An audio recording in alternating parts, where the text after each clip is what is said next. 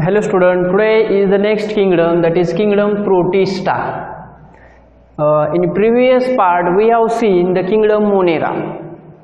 After the kingdom Monera, next kingdom is the kingdom Protista. Now this kingdom was discovered by the scientist Haeckel.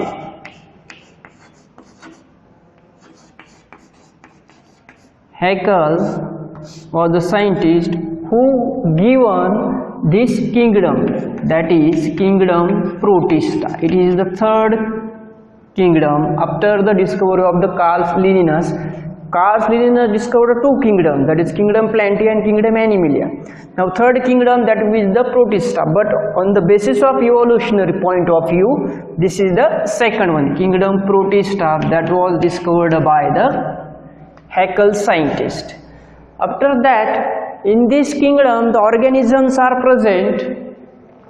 That organisms are the unicellular eukaryotic. Unicellular eukaryotic means all the organisms which are present in kingdom Protista, these organisms are unicellular, means their body is single cellular, and eukaryotic means that organisms having membrane bound cell organelle and well defined nucleus, so that is called the eukaryotic. Remember, this is important point. In kingdom Protista, the organisms are present, that organisms are unicellular and eukaryotic. That is one of the important feature of that organisms which are present in that Protista. Then next important point, this kingdom is the connecting link between other kingdoms. म्हणजे हा जो kingdom आहे, हा kingdom दुसऱ्या kingdom सोबत connecting link म्हणून act होतो, म्हणजे मध्यस्थी. मध्यस्थी म्हणजे कसं असते पहा, की आपण सुरुवातीला कोणता किंगडम पाहिलाय, kingdom Monera. Kingdom Monera, kingdom Monera नंतर मी काय सांगायला तुम्हाला, किंगडम प्रोटिस्टा आहे म्हणून सांगायला. ओके, मग किंगडम प्रोटिस्टा जो आहे तो काय, कनेक्टिंग लिंक आहे, म्हणजे मध्यस्थी आहे. मध्यस्थी आहे तो कोणाच्या किंगडम सोबत मध्यस्थी आहे, तर इकडे अजून तीन किंगडम तयार होणार. कोणते, kingdom plantae, kingdom Animalia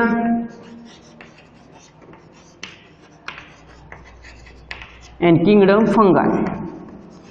These are other kingdoms. हे काय झालेत, other kingdom झालेत. मग पॉइंट काय आपला पहा, की this one, हा जो किंगडम आहे, किंगडम प्रोटिस्टा जो आहे, तो काय सांगायला आपण कनेक्टिंग लिंक म्हणाले. कनेक्टिंग लिंक हा जो आहे किंगडम प्रोटिस्टा, हा काय कनेक्टिंग लिंक आहे. कोणासाठी, किंगडम मोनेरा आणि हे जे तीन किंगडम म्हणजे अदर किंगडमचे. आता कनेक्टिंग लिंक कसा आहे, आता पहा, किंगडम मोनेरा मध्ये जर विचार केले तर सगळे ऑर्गॅनिझम्स कसे आहेत, युनिसेल्युलर आहेत. ओके, आणि किंगडम प्लॅन्टिया, ॲनिमेलिया आणि फंगाय मध्ये जर विचार केले तर इकडे कसे ऑर्गॅनिझम्स आहेत, युकॅरियोटिक आहेत. कसे ते युकॅरियोटिक. आणि किंगडम प्रोटिस्टा मध्ये जर विचार केलाय तर युनिसेल्युलर आणि युकॅरियोटिक, म्हणजे दोन्ही पण फीचर्स जे आहेत, ते दोन्ही फीचर या किंगडम मध्ये जे ऑर्गॅनिझम्स प्रेझेंट्स आहेत त्या ऑर्गॅनिझम्स मध्ये दोन्ही पण फीचर्स आहेत. कोणते दोन, युनिसेल्युलर आणि युकॅरियोटिक. म्हणून याला काय म्हटलेलं आहे, connecting link between Monera and other kingdoms. Other kingdoms म्हणजे कोणते, तर हे ते तीन किंगडम आहेत, हे तीन किंगडम आणि हा एक किंगडम. या दोघांचा जो मध्यस्थी आहे तो कोण आहे, तर किंगडम प्रोटिस्टा आहे. का मध्यस्थी आहे, कारण की ह्याच्यात युनिसेल्युलर ऑर्गॅनिझम्स आणि युकॅरियोटिक आहेत. युनिसेल्युलर कॅरेक्टर जर पाहिलं तर किंगडम मोनेरा मधल्या ऑर्गॅनिझम मधला आहे, आणि युकॅरियोटिक कॅरेक्टर जर पाहिलं तर तीन किंगडम मधला आहे. तर अशा पद्धतीनं या किंगडमला काय म्हटलेलं आहे, connecting link between the kingdom monera and other kingdoms, means these three kingdoms. That is the point. These are 2 points. After that, these kingdom Protista are classified into the 4 groups. It is classified into the 4 groups. Now these groups are plant-like Protista, animal-like Protista, dinoflagellates and euglenids. These are the 4 types of the Protista. Pro means primitive. means primitive organisms. Then this classification is given of this protista. Plant like protista म्हणजे ते organism कसे असतात तर plant सारखे असतात पण plant नाही. Organisms like a plant but not a plant. Animal like protista means that like animals but that are not animals. Means some characteristics of the animals that develop in that organisms, so they called the animal like. Dinoflagellates means that organism having two flagella.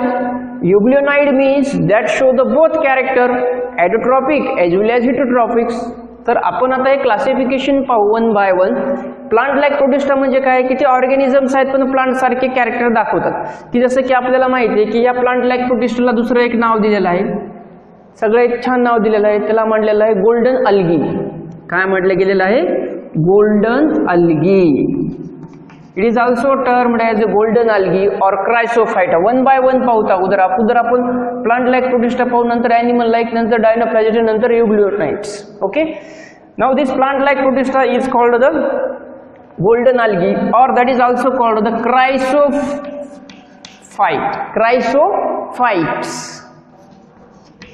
This is also called the chrysophyte. हे दोन नाव आहेत कशाला? Plant like प्रोटिस्टाला.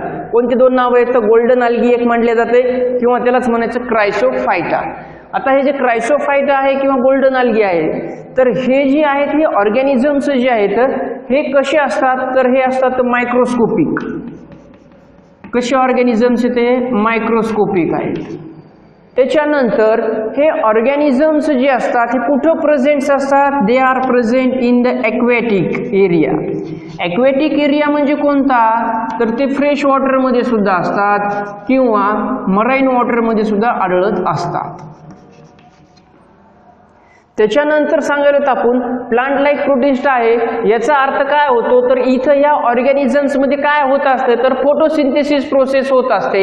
Photosynthesis process होत असते म्हणजेच काय आहे की तिथं फोटोसिंथेटिक पिगमेंट प्रेझेंट असतात. Photosynthetic pigment present. It means they show the photosynthesis like a plant. Plant सारखं त्या ऑर्गॅनिझम मध्ये काय होत असते तर फोटोसिंथेसिस होत असते. Now these are the mostly producers in the oceans. They are producers, major producer. Producer means what? That is also important point. Major producers in a ocean. Ocean म्हणजे समुद्र जे म्हणतो आपण, महासागर जे म्हणतो, समुद्र जे म्हणतो, सी किंवा ओशन्स. तिथं हे जे प्लांट लाईक प्रोटिस्टा आहेत हे काय म्हणून ऍक्ट व्हायला तर प्रोड्युसर म्हणून ऍक्ट व्हायला. प्रोड्युसर या शब्दाचा अर्थ काय आहे? They produces what? Food. They act as a food for other animals. So they are a major producers and that food having the energy. म्हणजे जे काही समुद्रामधले जे काही ॲनिमल्स असतात, समुद्रामधले जे ॲनिमल्सला जे फूड म्हणून सी फूड ज्याला म्हणतो आपण, ते सी फूड म्हणून ते ॲनिमल्स कोणाला खात असतात तर या प्लांट लाईक प्रोटिस्टाला खात असतात. मायक्रोस्कोपिक असतात म्हणजे खूप स्मॉल ते साईज त्याची खूप स्मॉल असते. त्यामुळे काय होतं की ते इझिली दुसरे ॲनिमल्स काय करू शकतात की या प्लांट लाईक प्रोटिस्टाला खाऊ शकतात. आणि ते सगळ्यात जास्त प्रोड्युसर आहेत म्हणजे सगळ्यात जास्त फोटोसिंथेसिस होते. फोटोसिंथेसिस होते याचा अर्थ काय आहे की they produces the food. Now then the here is the most of the plant like protista, they are referred as a diatoms.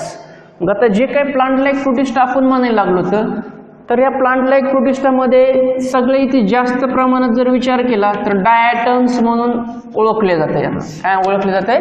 Diatoms. हाच पॉइंट इकडे कंटिन्यू केलाय आम्ही.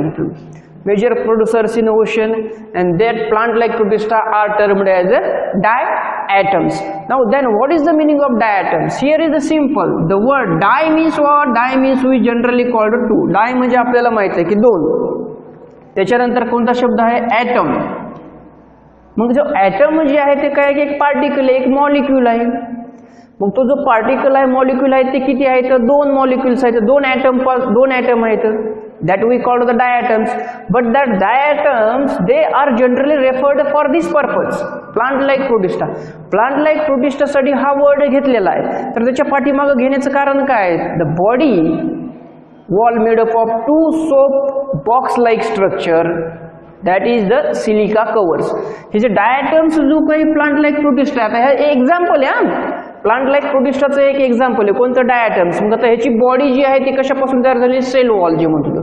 मग बॉडी वॉल किंवा सेल वॉल जी म्हणतो ती कशी तयार झालेली, 2 soap box like fitting, and that 2 soap box like fitting by the silica. म्हणजे बॉडी कशी असते पहा, ही एक सोप केस जे आहे, सोप बॉक्स जे म्हणतो, साबणाचं जर तुम्ही जर खोकं जर पाहिलं तुम्ही तर ते असं चिटकलेलं असतं, त्यानंतर आपण असं टिअर करतो. तर ही जे लेयर्स आहेत हे 2 ॲटम येतं. हा एक ॲटम झाला, कशाचा ॲटम झाला तो, सिलिकाचा. कशाचा ॲटम झाला, सिलिकाचा. दुसरा एक ॲटम आहे,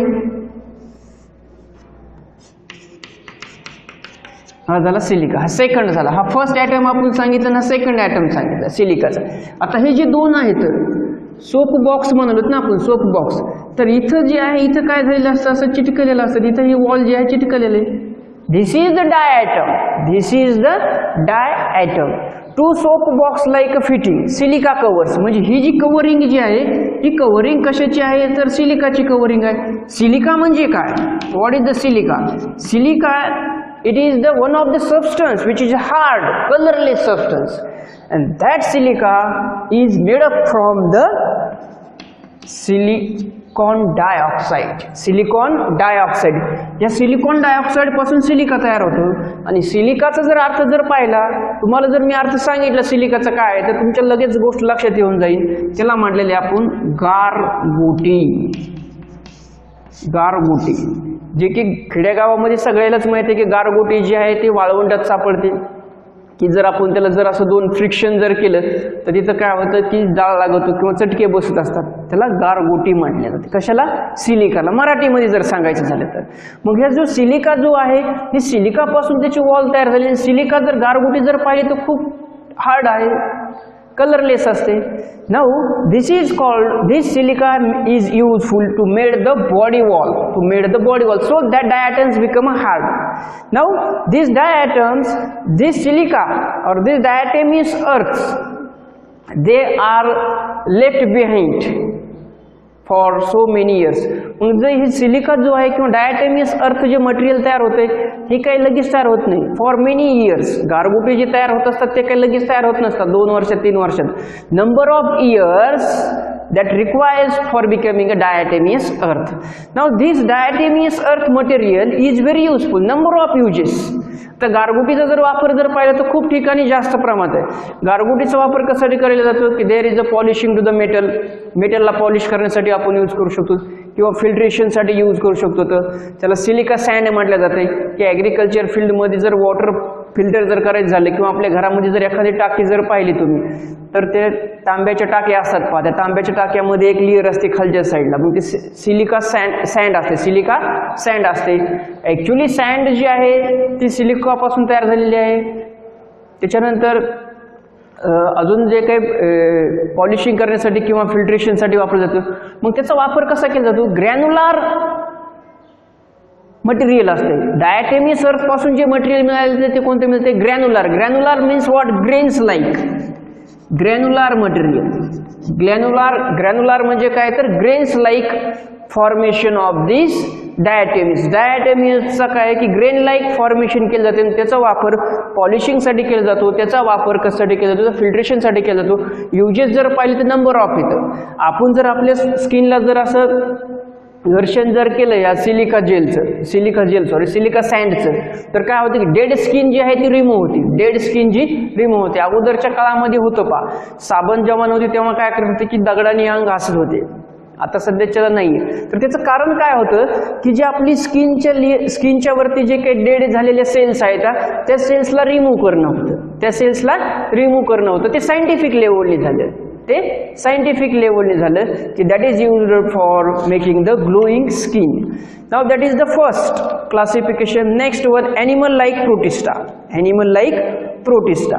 तर पहिल्या ह्याच्यात पाहिलं प्लांट लाईक प्रोटिस्टा, त्याला म्हणलं गोल्डन अल्गी, क्रायसोफाइट्स म्हणले. मायक्रोस्कोपिक आहेत ते, ॲक्वॅटिक म्हणजे फ्रेश वॉटर आणि मराईन वॉटरमध्ये सापडतात. फोटोसिंथेटिक पिगमेंट्स आहेत. Major producers in ocean. One of the example of plant like Protista that is a atoms. This is about the plant like Protista. Now second, animal like Protista. Animal like Protista.